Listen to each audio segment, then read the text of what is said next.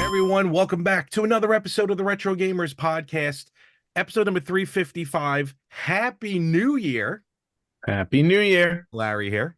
And Anthony here. And we are recording in the new year this That's time. right. It is 2024 officially. Yes. We are recording on New Year's Day. We are, yes. Thank goodness. I am off from work. We're off from work, but not this job. No. When it comes to retro gaming or gaming in general, we never take a day off. No, and truth be told, we won't go into details. This is kind of my fault why we're doing it today, but it works out for the better. Yes. Larry had I'll go into the details. Larry had a. Well, there's not much to it. Yeah, Larry decided he needed one more snafu in 2023. So when we recorded this episode yesterday on New Year's Eve, he forgot to hit the record button. I did. So if the enthusiasm is now at like a 70, that's why, because we're basically redoing it, but we're basically redoing it, and I have a cat on my lap this time around. So you do. That's a little different. Well, Link's feeling like he needs some extra attention this morning. He wants some New Year's love. Look at that Poonam. Yep, there it is. Look at that. Wow. Look at that face. Very Voltron-like. He is. I don't think he's the defender of this universe, though. No, he's the defender of his food bowl. Aren't we all? Yes. Well, oh my gosh. Depends how hungry we are. Well, now that it's New Year's Day, we got through New Year's Eve. We did. And the ball dropped, and we were able to successfully get into 2024. But that story was funnier yesterday. Yeah. Well, do you want to share that story again? I'll share it. Yeah. So I can make fun of you. Why not? We do it. And what's funny enough is because, everything's always listening. Siri's always listening, and I don't have Alexa's somewhere around here. When I was younger, when I was a kid, probably when I thought if the ball in Times Square didn't make it down in time, I thought we had to repeat the year. I was a very stupid child, so yes. I'm pretty sure there was a lot of issues that that nowadays are present that a lot of people probably ignored back in the 80s. Yeah. So I'm sure there's something going on with me. Yeah. Well, considering the fact that the New Year's ball didn't exist for all of time. Okay. Again, when I'm like kid, 7, I don't know this. I know. Your logic was a little flawed. But I did learn a lot of stuff about when I was watching some of the shows yesterday. A lot of interesting stuff about the New Year's ball. But anyway, so I thought if it didn't drop in time that we had to repeat the year. And for a long time, because also in the 80s, parents didn't really hang out with their kids. So I was shuffled off to my grandparents' house. Mm-hmm. The first time I remember celebrating New Year's, my parents was I don't know, almost like when I was 10 or 12. But in any event. Well, because they were still getting their party on. They absolutely were. And they were like, you know what? We do not want kids at this party. So That's right. All of you stay home. And I wish I could say that now. But in any event. So I thought it didn't. If the ball didn't drop, we had to repeat the year. So I'm white knuckling it through New Year's Eve. While my grandparents are now, sound asleep at this point. Yeah. At which point I ask you once again, what happened in your childhood that you were so traumatized? It's not a trauma as to making up things like if the ball doesn't drop, we repeat. It's like you're getting left back, like you failed the year. Makes no sense. Okay. Even as a kid. I was 8. I don't know what PhD you were going for at 10, but for me, I had a childhood. Actually, it's up on my wall right there. I had child innocence, and I thought, because no one told me otherwise, so I came up with it. I was a very imaginative kid. You were definitely a kid, I'll tell you that. Yeah, thankfully. Yeah, like kids nowadays, playing sports and stuff. So how dare they? And then, it was much funnier yesterday. But in any event, afterwards, later on that night, or throughout the day of New Year's Eve, twice on social media, the scene from The Simpsons, where there's a part where they're they're in Springfield, 10, 9, 8, and the ball stops. And 10, 9, 8, 8, 8. Oh, will this horrible year never end? We've never lost a year before, and I'll be damned if we're going to lose one on my shift.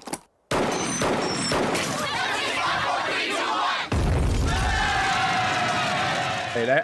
I didn't necessarily want 2023 to repeat anyway. So I didn't mind 2023. So, but 2024 gung ho, and we're going to be gung ho on this podcast as we go on. So you'll see some really cool stuff happening. Hopefully. But we will, yes. But with yesterday's snafu, though, it actually gave me a moment to add something to the podcast that wasn't part of yesterday. Yes, because you just had to go shopping on New Year's Eve. I did. I wanted to go over to Patchogue, Game On, say Happy New Year. Give those credit cards a last minute gift. I honestly wasn't expecting to do much, but I did do much. So we're just going to get right into this. What did you do? I bought a couple. Actually, I bought 3 games. And 1 Master System, 2 TurboGrafx. Very nice. Well, TurboGrafx makes sense. Got to add to that collection. I sure do. So with the Master System, what'd you get? What is this? Special Criminal Investigation. Whoops, there we go. The SCI. Yes, a wonderful arcade game. Let me see. So is that where CIS got their show from? Possibly. Are they in Sydney now, I think? I don't know. The Aussies are starting to make it in the U.S. I don't pay attention to CSI. There are too many. There are either too many of them or it's just been on too long, or both. So very cool arcade game. And box looks great. That system holds up as well for an 8-bit system. And then for two TurboGrafx games, one of which I looked at it. So I see the problem with TurboGrafx games are these are the back of the TurboGrafx boxes.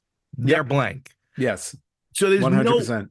So there's no way to tell at all what the game looks like. So this is called Tricky Kick. So imagine what it was like in the store. Exactly. Like when it was wrapped and you couldn't like open it and look at the book. Because I don't remember. I don't think they came in boxes. Remember for a while CDs were coming in. They came in those long boxes. That's a very good question because I never ever looked at. Yeah, neither have I. Or at least I don't remember. But in any event.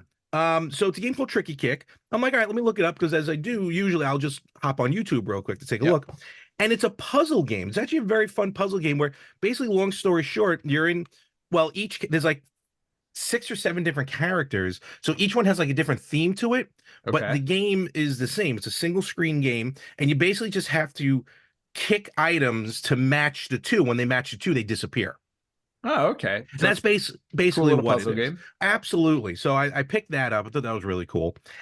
And then I did pick up a game that for the longest. I don't think. I'm just looking really quickly. I don't think there were boxes outside of what you're looking at. No. Okay. Yeah. I never put 2 and 2 together on that one. Yeah. Like I'm just looking at them now. It's like interesting. Yeah.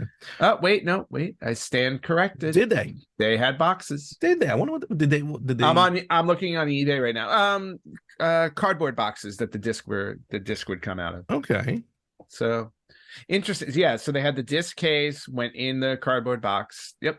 And the back of the box was you found one. You know what? I think I do remember these. Now, kind of seeing them. Yeah. See, now I don't remember them because I'm not kidding you when I say like TurboGrafx 16 never registered. Oh, same to me on me, except for one friend who had it. But everyone had that one.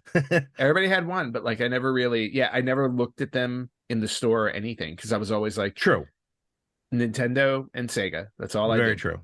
But okay. Atari died. All right, so they did have boxes. All right, cool. Well, anyway, boxes. So problem solved. For the longest time, I always remember again, my one friend who had a TurboGrafx had this awesome game. It was like an RPG type game. I'm call it RPG. And but I could never remember the name of it. But it was a like a Formula One RPG. Oh, Formula One racing. Okay. And I finally came across it only because I'm looking at it. I'm like, oh, that looks like a cool racer. And then when I looked it up on YouTube, I'm like, this is the game that I always played at my friend's house. I don't know why I was obsessed with it. Final Lap Twin. Nice. And it is exactly that. It's kind of like this Formula One racing, maybe not Formula One, but racing RPG. You walk around the neighborhood, you challenge people. It's like Pokemon, but 4 wheels. So nice. So it's almost like it was almost like in real life when you pull up to a red light and you look at the person, you look at the person across from you, they look at you, you start revving, and then you let them go get caught by the cops and you just cruise casually by. That's how Marty ended up changing his future. That is correct. Yes. Oh, or Flea. What was his name in the movie?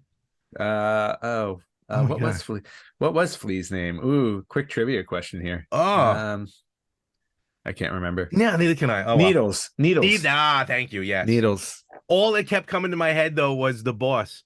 I monitored that scan of yours. McFly! You are terminated. McFly! Fujitsu-san, konnichiwa! McFly! I was monitoring that scan you just interfaced. You are terminated! Terminated? No! It wasn't my fault, sir! It was Needles! Needles was behind the whole thing! And you cooperated! No, I didn't! It was a sting operation! I was setting them up! Read my No! facts! Please, no, I cannot be fired! I'm fired!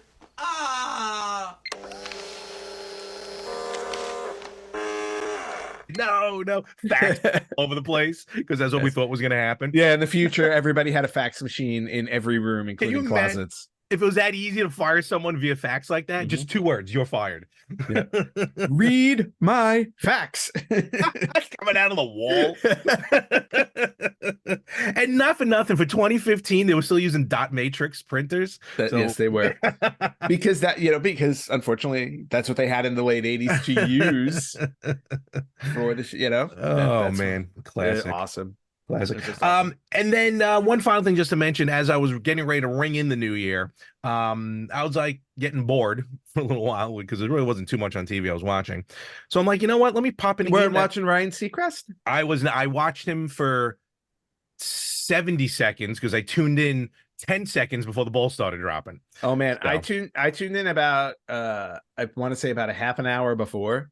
Okay. And here's what I learned. I learned I guess who Rita Ora is because I saw her for the first time. Oh wow, she's been around for a while, but it's shocked that she's still relevant. Oh, was she a co-host? Yeah, she was a co-host. That's who that was. Okay. Yeah. So I think that was her. Because they were like Rita, and I'm like, the only Rita I can think of is Rita Ora, unless it's somebody else. So not Rutner. Yeah, no, and not Wilson. So that I learned because again, I'm so out of the loop with with music and everything today. I learned that, and I learned that for some reason, LL Cool J is still relevant as a rapper, right? And Flavor Flav. Yeah. I didn't even see Flavor Flav. I just saw LL Cool J. Oh, that's right. No, Flavor Flav was on another show I was watching. Yeah. He was rapping with but he did like a whole, like LL Cool J did like a whole compilation because all of a sudden, like at the end, I hear Mama Said Knock You Out. And I'm like, what? I was like, I haven't heard that in so long. Yeah. Flo Rida kind of did the same. He's like, where are my original Flo Rida fans? Then all of a sudden he's doing apple bottom jeans. So after I got through all that, and realizing that, by the way, Flavor Flav has a new song coming out January 10th. So be on the lookout. Oh boy, can't wait. I ended up playing, you know what? For some reason, I forgot I had it. And when I caught my eye, I'm like, oh, let me play it. I played some Junior Pac-Man on my Atari 2600 Plus. Well, I mean, you have to justify that Atari 2600 of yours. Yes, I do. And it's such a fun game, Junior Pac-Man. Right. It's the only difference really is just the board is like double the size as regular Pac-Man. So it was actually scrolling. So at the time, that was weird. That's really cool. So that's basically what I did getting ready to ring into the new year, and thus we move forward. Very cool. Yes, we do move forward because it is 2024. We're gonna keep playing old games because as Larry and I have stated over the last few months, I think 2023 was the year that we both admitted that we don't seem to be fit for newer games these days. Not at all. I mean, or a lot of newer games. Although there are a handful, but for the most part, like games that are coming out where it's just like all they're talking about are the graphics and the story, and I'm like, what? But I want to play something. Right? There's just nothing exactly. Just give me a linear game, goes from left to right. Yes. Good. So we're going to continue to focus on our retro gaming, which makes sense for this podcast, but also, because that's what we love to do. Yes, absolutely. As Larry continues to buy third-party consoles for ridiculous prices. No, you get what you pay for. Right, ridiculous prices. While I sit here with my Polymega, yes, which Larry could have had, but canceled it 2 weeks before it shipped. 3 weeks. 3 weeks before the notice came out. Yep. And the Polymega is actually going to be the focus of our episode today. Yes, because you got a new peripheral Actually, not peripheral, a module as they call them. I got a new Probably arrived. module. Yes. I got a new module. On the heels of the other modules that I ordered and I'm waiting for. That's awesome. Yes. I have no idea how long those are going to take. So. 2025, folks. Yeah. Yep, the ball will be dropping and I'll be like, nope, still waiting. Still waiting. So I did get a new module in the mail. Excellent. Which was awesome. And it was the Ultra 64. Yes. Which now I can play Nintendo 64 games on my Polymega, which that's awesome. I'm very excited about because the N64, I know it wasn't the most beloved system, but I have a special fondness towards that one because that was, to me, the ultimate multiplayer system. Like it hit us. No, it did. Definitely hit us at the right age. Yep. Like that was the system we all played. Like, absolutely, the whole group of us. Late teens, getting ready to, was finishing up high school, starting college. And exactly. Yeah, you're right. And just the built-in ability of the 4 players, seeing the 4 inputs on the front. Yep. And it led to some of the amazing days and nights and back into days of gaming that we did back then. So, and you're right, and because even with me, and I've mentioned it before, not just as a system itself, just like things in my life with our friendship and just me in general that, like, I can remember playing the N64 when something like that happened. You know what I mean? Or relating it with the N64. So that system always has a play. I can't wait for the analog, all joking aside, for the analog version to come out. And for a system that's always been apparently very difficult to emulate. Yep. Polymega is the first one out of the blocks with a clone system for the N64. And you've already had your hands on it and firsthand experience. So let's get your thoughts and ideas. Yeah. So first thing I wanted to show was oh wait, do I not have the box over here? No, I do have the box over here. Okay. Good thing we can hold for edit. Yep. So nope, I have the box right here. Yes, very shiny.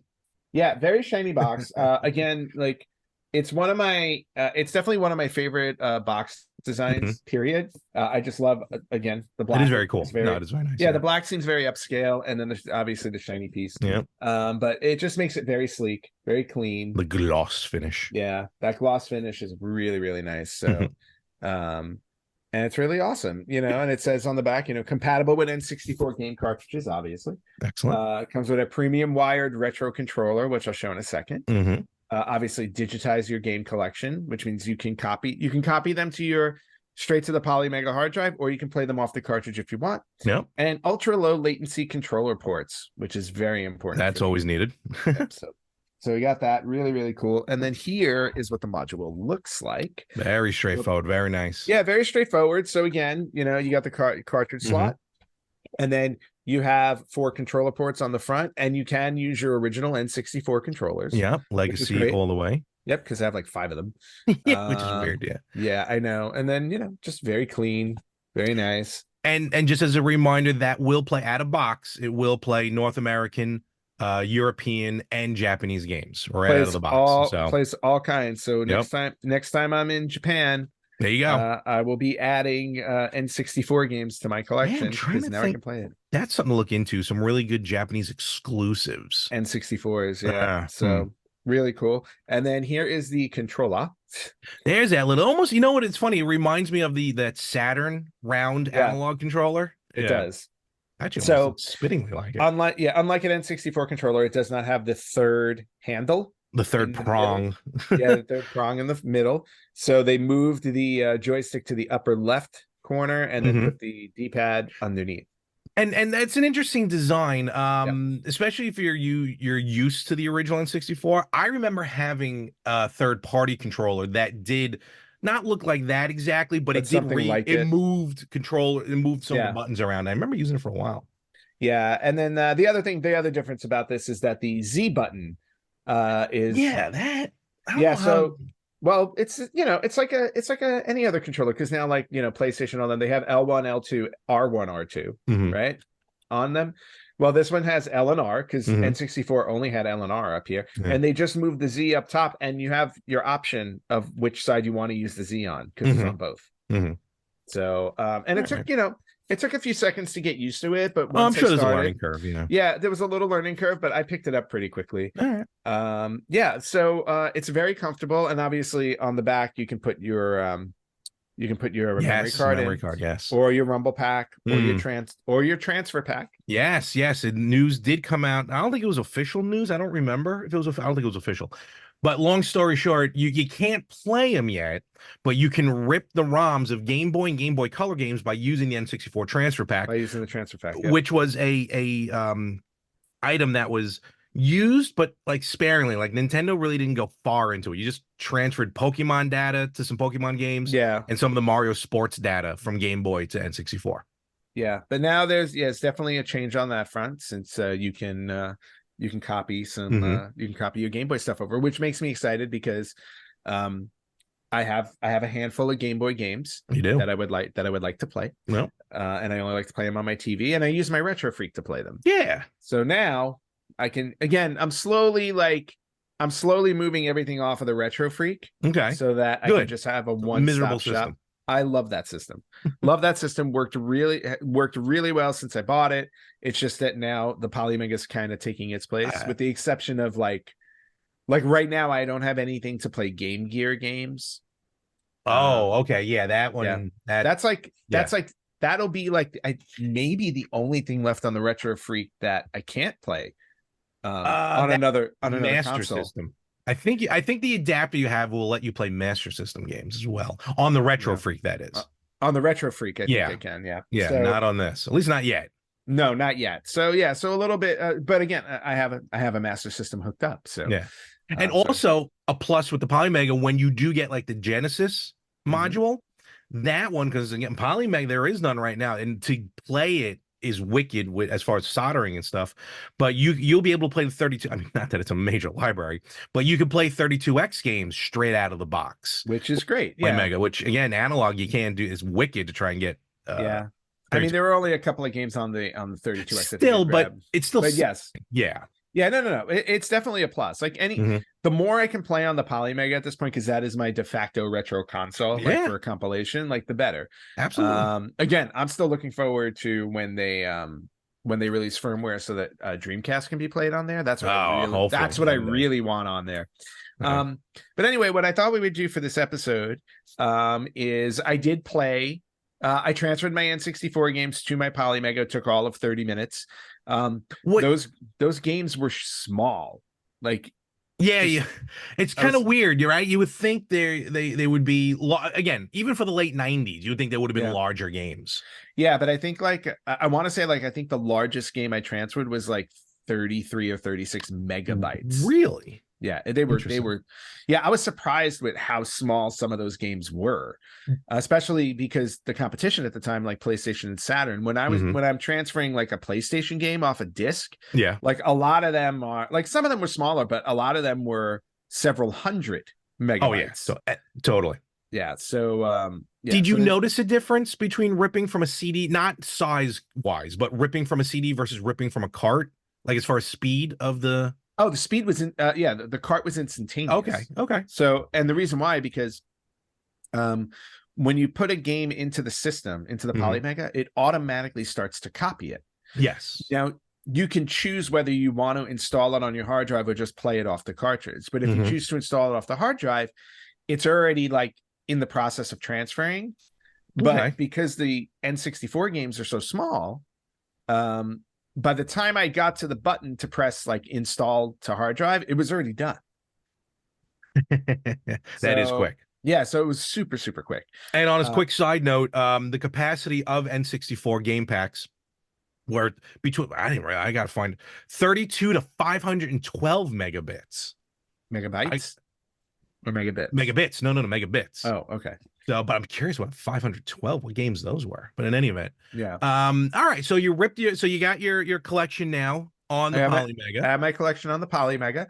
I did take it for a test drive. Excellent. Which was really fun. And then what I thought I'd do is I would share. I did record some of the footage just to show kind of how it runs. So I'm going to share my screen, and you're going to tell me if you can see that or not. I can definitely see that.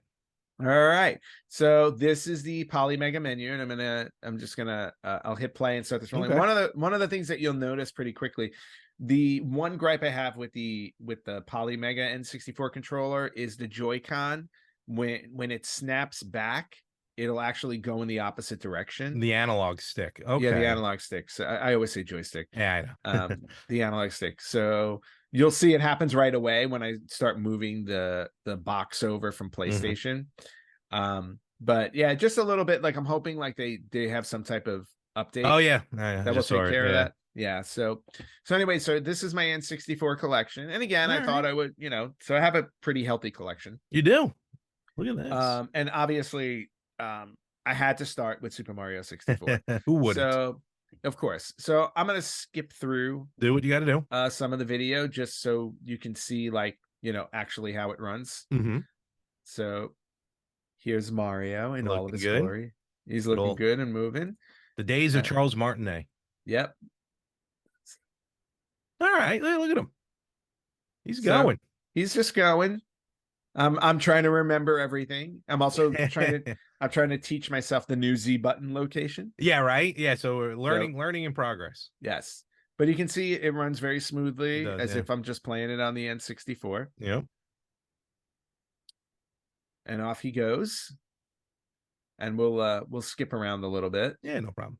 There I am, just learning my jumps. Yeah, I don't know. Like I said, for me, I don't know how big the learning curve. I mean, eventually it would happen. Don't get me. Oh, there he goes. King Babam. King Babam, who for some odd reason I had forgotten. What a pain he sticks on you like glue. Yeah, you have to like walk away from him and then go back to jump to the other side. But yeah, I had a little trouble with him for a while. Like, see, I let him grab me for fun, and then he would just throw me off the mountain and just kill you instantaneously. Yeah. But again, you can see how smooth it runs. No, it definitely does. Yeah, there's no, and I know a lot of people out there, pixel perfect or whatever, and remember, it might seem a little jumpy, but Anthony's clicking through it first. Yeah, I'm just like doing a spot run through this video because it's a long video. And even if there was a little jumpy, only because remember we're broadcasting it here and Zoom might mess it up. But I saw a cleaner version. I'm not saying it's not clean now, but I saw an action before Anthony was showing me video of it before we were recording. And it's right like from the original system. Yeah. And as you can see, I'm struggling just to like shut the game off. That was interesting. That's the analog stick. Wow. That's the analog stick issue. Yeah. So, and again, like once I installed everything, I was like, I just wanted to go through a bunch of games to see how they ran. One thing I like about the games, and you'll see it a little bit later, is that there are cheat codes already installed in the That's cool. in the console. Yeah. So when you install a game, you can access all the cheat codes. So of course, after playing Mario, I had to switch over to Zelda really quickly. Even though I know Zelda's a long game, I just wanted to get a nice look of it. Just to see. Good. Yeah, just to see how it runs. And this stupid little Navi waking me up. Hey. But here I am running through my little village, talking to people, and again, it looks to me it looks exactly the way it does on the N64, and I have my N64 hooked up, so I can actually make that comparison. Okay. Yeah, as long as it looks the same. And again, a lot of people out there, we want every pixel to be exactly in place. Please. Yeah. Well, I'm not looking for perfection. And again, I'm also not looking for like an upgraded HD version. Like, no, of course, that's a whole that's remastering. That's a whole other thing. Not for nothing, we have that on the GameCube. Yeah. So just capturing it as it was is really important. No, that's very cool. And see, this is what's interesting as well. I'm kind of THQ. I know where we're heading there. Sorry, I'm switching over. That's all right.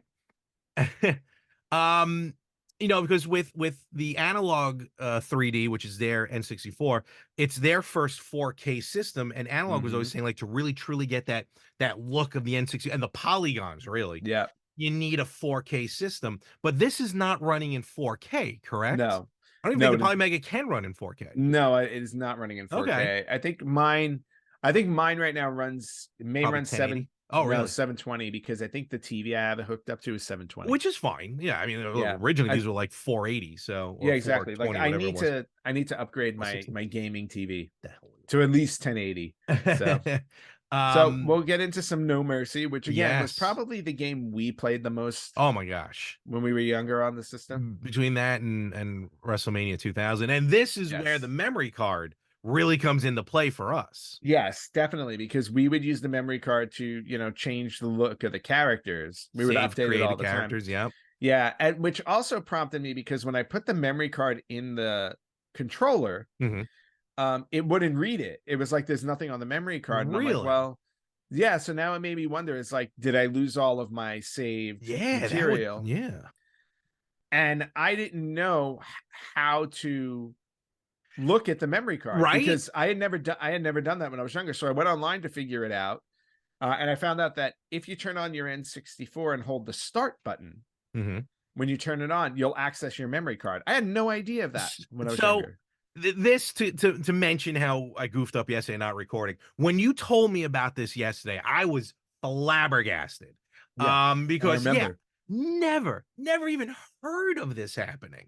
And when I went to Game On in Patchogue, Rob works there. And I told him about this. He was like, "What are you talking about?" Oh, okay. So I'm like, "Yeah, apparently." And I didn't have the whole thing because I forgot how you had mentioned to do it. But unfortunately, he didn't have an N64 set up, so we couldn't test it. But yeah, when you told me about, I haven't even. I mean, I'll pull it up when we're done recording. But and I might even I'll even put it in here. I don't even know what that screen looks like. No, I have no clue. I had no clue. It was such a surprise. So very interesting. So again, here's some No Mercy. The game's in the ring now. Well, yeah, he didn't like the way the match was going. No, he wasn't. And then he accidentally hit Kurt Angle. Way to go. SummerSlam 2000 all over again. Exactly. So just trying to ruin my game. Chris Jericho, Kirk Angel. So but very cool. No, again, it just reminds me of how we played back then. Yeah. So and again, this was a great game. This was a great game to learn to relearn all the buttons, see how all the buttons work. Because for the life of me, I couldn't remember how to pin. Oh yeah. So I was just pressing everything. Was it this or was it 2000 that had the the automatic kick out when you hit the analog stick? And I know we mentioned 2000. I mean, we mentioned it once before and we got it wrong. So yeah, I'm pretty sure it was 2000 because we used to cheat all the time. Oh, 100%. I don't think and I don't think we all knew about it, but we never told each other. So we were doing it and thinking we were tricking the other person. Then we're like, wait a minute, why does he keep kicking out now? Exactly. So naturally, here's the cheat codes. Look at all those. Yeah, these are the cheat codes that are already sitting in there. And then you can add a Game Shark code if you want to. So if you look up the Game Shark codes, go for it. So threw in some F-Zero. Again, I used to be so good at this game. And then obviously playing it now, my reflexes are terrible. They are absolutely terrible. You'll tough to play later. You'll see me fumbling through this. But again, just looking at how it runs. Look smooth. It's very smooth. As the N64 will go. So yeah, exactly. But you don't see you're not really seeing frame drops. You're not seeing it's not jumpy or jagged or any of that stuff. It just runs the way the game is supposed to run. And we're not saying this as a cop out, but if you did see something like that, again, it might just be because we're recording from a recording on Zoom. You know what I mean? So yeah. And again, we're not just saying this to try and be like, try not to mock the Polymega, but yeah, there is, it's running smoothly. So yeah. So no, it does a really good job. And I have to say, F-Zero, just playing this for a couple of minutes, reminded me of how much I loved this game, and I really wish they would come out with another one. Yeah, look, we got an amuse-bouche with F-Zero 99. 99. So who knows? We'll see what happens. So so we had some F-Zero going on. I came in fourth. It was very exciting. You go. Not bad at all. Yeah, the second race I did not do as well. So we're gonna move on to oops, did I skip it? No, yeah. Sorry, I'm literally spot checking as we go. So then I thought, go check out Mario Kart, and again, what's that one in German? Lots of codes in the Mario Kart. Totally, we're more codes than I would have ever imagined. Yep. So we'll get to my race. Look at that. That's a beaut. This is where really Mario Kart took off, in my opinion. Oh yeah, 64 for me. Yeah, because going back playing the Super Nintendo one, I can't play it. It's so hard to play. You're right. It's a little tougher now. I mean, don't get me wrong, and I'm sure, and we played it, I think, before we really started hanging out that we got it. Yeah, because it came out in like 91 or 92. But we definitely got our fair share of gameplay. But when this version came out, the N64, when this version came out, it was like, it was like literal game changer. It really was. Between this and the wrestling games, like that's all we did. And Mario Party. Let's not of course, Mario Party. Yeah, where we created holes in our hands. Yes. Thank you, analog stick. Well, let me ask you this: with the controller, with the proprietary controller being the Polymega, I mean, at this point, do you just feel comfortable enough to be like, let me continue with this controller, or are you just gonna break out one of the legacy controllers, just run with that? I mean, there's really no there's nothing special, for lack of a better term, on the Polymega controller. I don't think there's no like turbo button or anything. So no, none of that. Really no difference. No, and to be honest with you, I'm probably just going to go to my original N64 controller. It's nice to have the newer controller. Totally. But I'm very happy with the OG. So and I'll probably just be playing with that. And with the weird analog stick that, that now becomes the player 2 controller. Yes. Well, no, I mean, I have 5 N64 controllers. No, but this one doesn't work. Oh, okay. That's fair.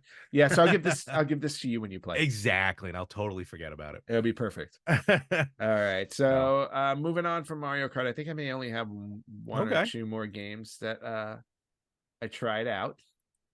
And yeah. Yes. Oh, yeah. This was the last one I wanted to try because I loved this game. Star Fox 64 to me is one of the best games on the N64, hands down. Agreed. So, because who doesn't love Slippy? Do a barrel roll. What was I gonna say? Did you play a lot of the Super Nintendo game? Did you even play the Super Nintendo game? I didn't own the Super Nintendo. Yeah, neither did I. So this was my first foray into Star Fox.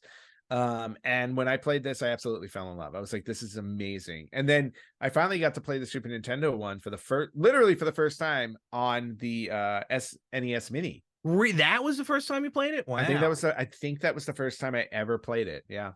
Oh my God. I just made a horrible mistake in my life. What did you do? Wow. What'd you do? No, what I was gonna say was the only version of the Super Nintendo game that I owned was way back when Nintendo every now and again would put out like a catalog of theirs. Okay. And I purchased from their catalog the Star Fox. It's called the Star Fox Super Weekend Competition. It's kind of like the Nintendo World Championship cart, where it just does like a snippet of the game. Exactly. I think it was weird. It was very odd. I think it was supposed to be like a 12-minute game or something. But like mine, I don't know why. Mine was like 6 minutes and 42 seconds. It was a very odd number. Okay. So I just did a search, trying to remember the name of the cartridge and just take a look at it. Okay. And there's a used cart on eBay going for $6,499. Wow. And I cannot tell you that way before Hurricane Sandy, this game disappeared on me. I'm very upset. I looked this up. I'm very upset you looked it up. Because you could still, that'd be a great one to have. That is, I mean, but otherwise, like, I'm happy I have Star Fox 64. Love this game. Absolutely love this game. Totally. That's right. And then that's also where the Rumble Pack came into play for the first time. Exactly. Well, yeah, the game came with the Rumble Pack. It did. Yep. That's where you got it. So very cool. Yeah. So really cool, fun stuff. I played through the first level just for fun because I forgot at the end. It boxes you in to do the boss battle. Yep. Which was really cool. I had completely forgotten that. So, awesome. Yeah. All right. And then the last thing I did, just to run through it really quickly, I'm gonna skip through all this Star Fox stuff. Is I just did a run through of like how the games are organized. Okay. In the system, which is really cool. You'll see that in 2 seconds right here. So you can do them alphabetically, which is cool. Oh yeah, this is cool. I like Yeah, you can do them by genre. Awesome. This is where I learned that Mario Kart is apparently a racing 3D combat game. In the likes of Twisted Metal. Yeah, exactly. Armageddon. Sure, why not? So so you can do it by category if you're just looking for something category wise. My wrestling one is the largest. Why do you have 2 Naganos? So when I installed it, and Pilot Wings apparently. This is by players. One's 4, one's 2. And then by year. So when I installed those games the first time, they didn't read properly, so I reinstalled them. Okay. And when I reinstalled them, it didn't get rid of the old one, so I have to go back in and get rid of one. Yeah, fair enough. So again, you can sort them by year, you can sort them by rating. Yeah. So you can rate the games yourself and then have them that way. Did I meant to ask this yesterday, so I'll ask it now. And I know the other it's not linked to the module itself because you have access to them already. But did Polymega offer like a free? Because I know when you bought the Polymega base, you got like literally like 2 or 3 N64 Nintendo games, maybe 1 or 2 Genesis games. You know what I mean? Like they kind of gave you some free games. Did they do that with the N64 when the No, they did not. They did not do that. They had first off, they had a hard enough time getting the firmware up. So so for those who don't know, what happened was a lot of people got their Ultra 64s last week. A friend of mine actually in California, because it was shipping from California, he got his super early. Like he got his on like December 22nd or 23rd, like right before Christmas. But the issue was people were getting their Ultra 64s and you couldn't use them until the firmware update came out, and Polymega hadn't released the firmware update. So I got mine on the 27th, like 2 days after Christmas. Okay. And couldn't use it because there was no firmware update. Boo. And, so then I went online on Reddit and stuff, and people were like, waiting for Polymega. I've emailed Polymega multiple times, and Polymega's not responding. They're hiding under the bed. Yeah, they're hiding where they're like, oh, no, we don't have firmware. Sorry, guys. So people are basically, waiting. Everybody pre-ordered this like a year ago. It was supposed to come out in the spring.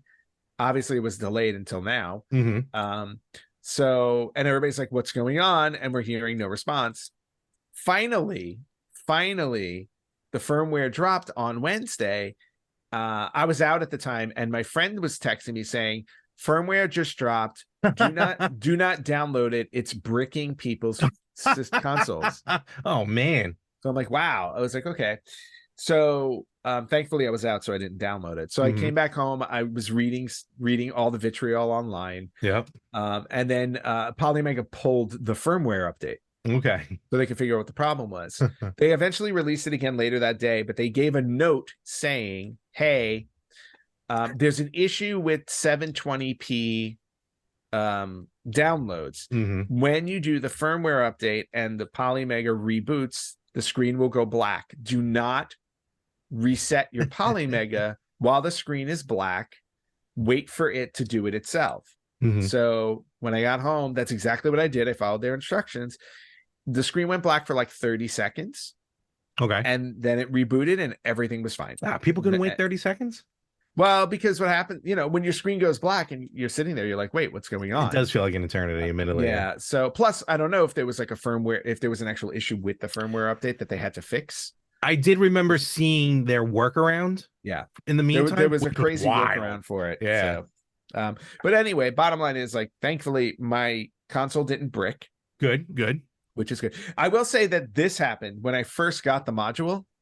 I did put it in the system because I'm like, ooh, I got the module. Let me just slide it in. Yeah. I didn't realize once I slid it in, it would automatically start reading it. And it did freeze the console. Oh, I got you. It froze the console. So Yep. I did have to shut it off manually and take the module out. Yeah, you could bad module. Bad. Yeah, bad. You cannot put the module in the console until the firmware update. Oof. So, but other than that, like everything's been great with it. Good. No issues at all. Excellent. Again, it's awesome having all those games on my Polymega, and it just grows my collection on that system even more. And I'm looking forward to the other modules arriving so I can do some more. That's going to be awesome when you get all those, and you don't have to worry about any firmware. Those are already updated, and can't wait. Not to go into details like you did, but I'm just curious. I can't wait to hear your your thoughts and everything on those modules. And keep in mind, again, you have now access to a ton of systems: North American, European, Japanese. But remember, the only system you don't have out of the box that you do need an adapter for is the Famicom. Yes, I need a Famicom adapter, and I need And then 64 transfer pack. Oh, the transfer pack, yeah. Yep. Transfer pack shouldn't be too hard to find in retail. No, I don't think so. Retro game stores. The Hyperkin puts out an amazing Famicom adapter for like $15 on Amazon right now. Oh, nice. Which I apparently ordered back in 2017. Well, then I will get my hands on that. What if that was because I was getting so very cool. Very glad that you got the and how would you, on a scale of 1 to 5, how would you rate the Ultra 64 module for the Polymega? I'll give it a 4 right now. The analog stick on the controller is a little bit of a pain. Yeah. And I'm curious to see. Again, I haven't played a game in depth enough to be like, let me see if I run into any issues as I go along. So I'd give it a solid 4 right now. Okay. But we'll see what happens. Excellent. Yeah. And we're gonna start to get ready to wrap this up. It's New Year's. We don't have much news going on, but it is New Year, and we told you we were going to do this. We are bringing back one of our favorite segments that we were doing last year, and Ant's got the helm on this one. We're bringing back Game of the Week. We are bringing back Game of the Week. And for this week's Game of the Week, since I got the Ultra 64 module, it would only make sense that I would pick a Nintendo 64 game. And I will pick the one that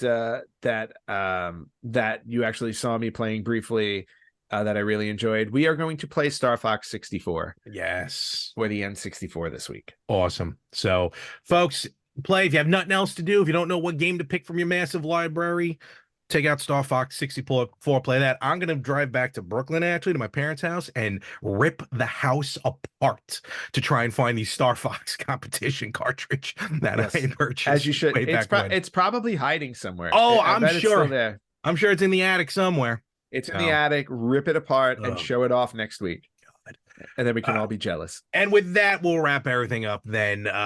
But for the new year, and really, nothing's changed. And where can they find us? You guys can find us at facebook.com/RetroGamersPodcast, on Instagram at RetroGamersPodcast, on Twitter at RetroGamersPod. Larry was drinking, so he couldn't say X. Haha. You can listen to us. I said it into the bottle.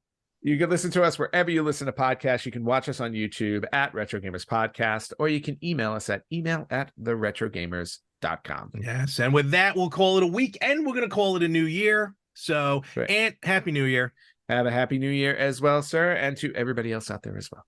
Yes, happy and healthy. And folks, we'll catch you everywhere next week on the Retro Gamers Podcast. Oh, did I record it this time?